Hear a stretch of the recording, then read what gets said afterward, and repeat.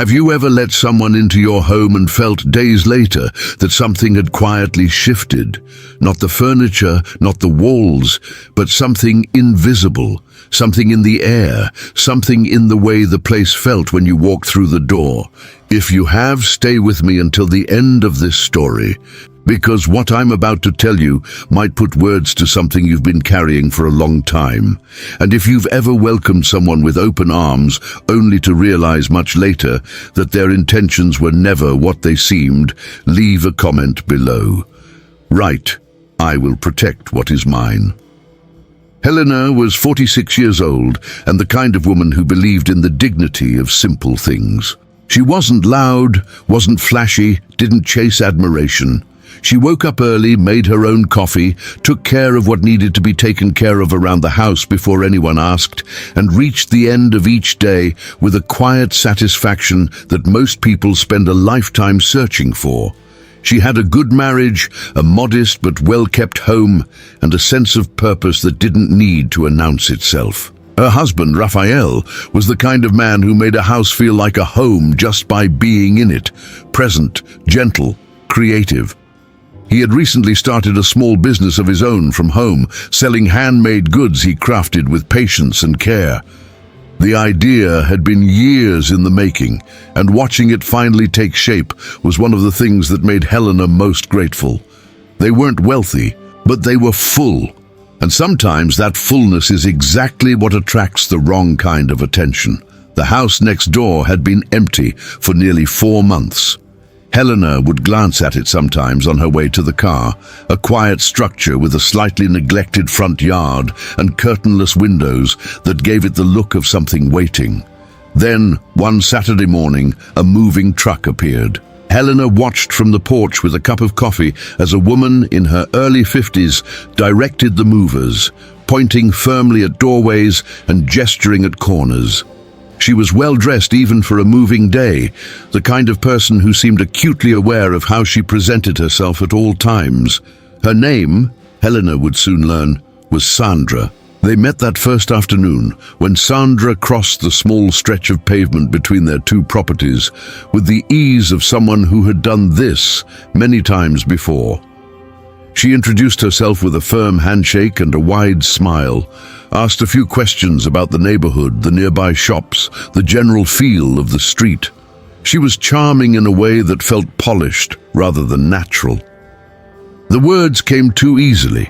The eye contact lasted a second too long, and the compliments about the house arrived before she had even seen the inside.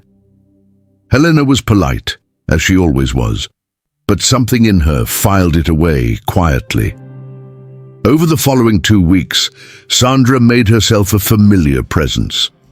She would appear at the door with small justifications, a question about the trash collection schedule, a request to borrow something minor, a neighborly check-in. Each time, Helena or Raphael would invite her in because that was what decent people did. And Sandra was good at being in a room. She listened carefully, asked the right follow-up questions, laughed at the right moments. She was the kind of person who made you feel heard, and there is a particular danger in that kind of skill because it can be genuine or it can be a method, and from the outside the two look almost identical. Raphael was the one who warmed to her more quickly. He was naturally open and saw the best in people as a first instinct rather than a considered choice.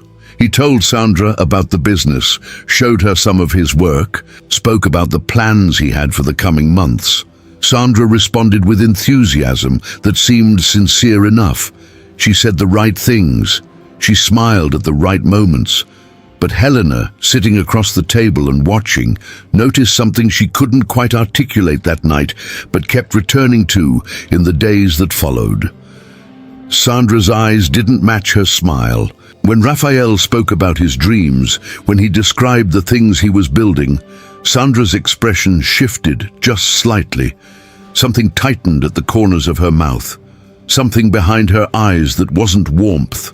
It was something else. Something that looked more like calculation. Helena mentioned it to Raphael one evening after Sandra had left. He listened, tilted his head, and said she was probably just tired and reading too much into things. Helena didn't argue. She simply said, "I hear you, but I want us to be careful." Raphael nodded, and because he trusted his wife, he tucked the thought somewhere accessible, even if he didn't fully share it yet. Sandra's visits became more frequent. She began appearing around dinner time, always with a reasonable excuse. She would compliment everything: the way the house was arranged, the smell of whatever Raphael had been cooking, the small details of their life together. The compliments were constant and specific, and while compliments are generally harmless, these had an undertone that Helena kept noticing. They didn't feel like admiration, they felt like inventory. And there was something else Helena began to observe over time. Sandra paid a particular kind of attention to Raphael, not overtly, not directly, but there were comments that surfaced without real reason. Praise about how dedicated he was, about how rare it was to find a man like him, about how lucky Helena must feel. Said like that, right in front of Helena, with a smile, as though they were innocent observations. Raphael would respond with a polite coldness, and then find Helena in the hallway afterward with a look that said what he preferred not to say out loud. Then small things began to happen. A plant that Raphael had nursed for months wilted and died within a week of Sandra holding it while commenting on how beautiful it was. A project he had been working on, a batch he was proud of, turned out wrong and had to be discarded. These were the kinds of things that happen in any life, and alone they meant nothing. But Helena was not a superstitious woman, and yet even she began to feel something accumulating. A weight that hadn't been there before, a tension in the house that didn't leave when the doors were closed. Raphael began having headaches. Not the ordinary kind that yield to rest, but persistent and deep ones that would arrive in the evenings and sit behind his eyes until morning. He was tired in a way that sleep didn't fix. The enthusiasm he had for his work started to dull at the edges. He would sit at his work table and stare at his materials without touching them, which was something Helena had never seen him do. She took him to the doctor. The results came back unremarkable. Stress, possibly. Rest, they said. Monitor it. One night Helena sat with him on the edge of the bed while he held a glass of water and looked at nothing in particular, and she said something she had been weighing for weeks. "Raphael, I need you to think about something with me." He looked at her. She continued slowly. "You were different before Sandra started coming around." He didn't interrupt. She said she wasn't trying to make accusations she couldn't prove, but she was also not willing to pretend she hadn't noticed the pattern. Since Sandra had started sitting in their kitchen, things had changed. His health, his energy, his joy, the feeling inside the house itself. Raphael was quiet for a long moment. Then he said in a low voice, "I've been trying not to think that." She reached over and held his hand. "I know," she said, "me too." They made a decision together that night, not a dramatic one, not hostile. Simply a boundary. Sandra would no longer be invited in. If she came to the door, they would be polite but firm. Raphael would not share updates about his work, his plans, or their life. The door, in every meaningful sense, would close. The first time Sandra came after that, Helena answered. She was friendly, brief, and clear. Raphael was resting. They were having a quiet evening. "But thank you for stopping by." Sandra's expression shifted in a way that was subtle but unmistakable. The smile stayed, but something underneath it hardened.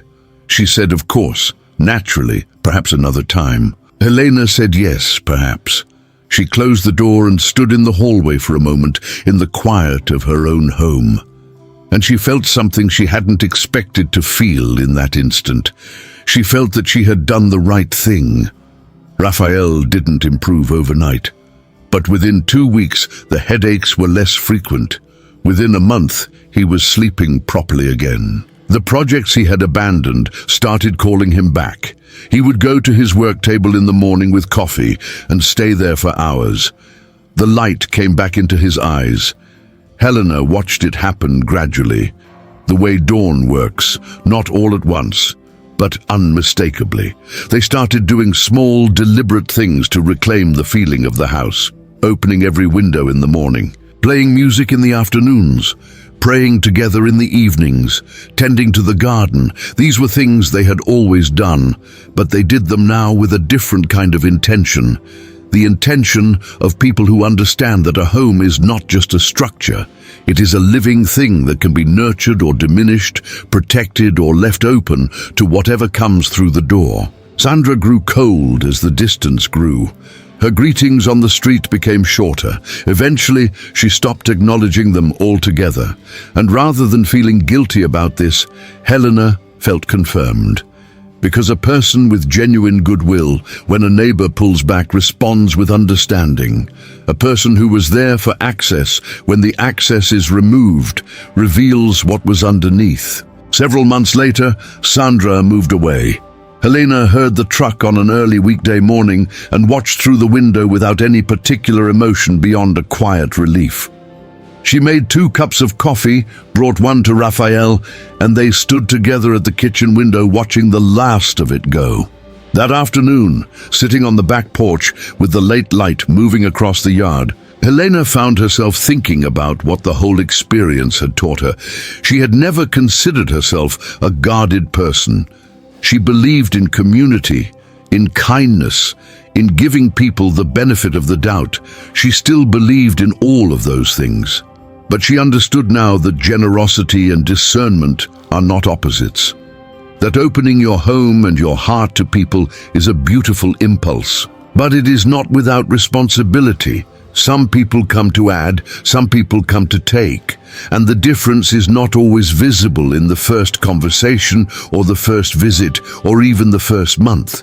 She had learned to pay attention not just to what people said, but to what they left behind when they walked out the door, whether the room felt lighter or heavier, whether her husband was more himself or less, whether the house felt like home or like something being slowly borrowed. She had learned to trust the quiet, persistent instinct that had been signaling its concern from the very first afternoon, the one she had respected enough to mention and been wise enough not to force. She had learned that protecting your home is not paranoia. It is love made practical. And above all, she had learned that not every knock at the door deserves an open answer, because a home is not a public place. It is sacred ground. It is where your most honest self lives, where your family breathes, where your dreams rest before they are ready to face the world. And who you let inside that space is not a small decision. Not everyone who knocks comes in peace. Some come wearing peace like a coat they borrowed, and it takes a certain kind of quiet courage, the kind Helena and Raphael had found together, to look past the borrowed coat and trust what you see underneath. If this story reached something in you, leave a comment. Tell me you are choosing to protect what matters. And share this with someone who needs to hear it today.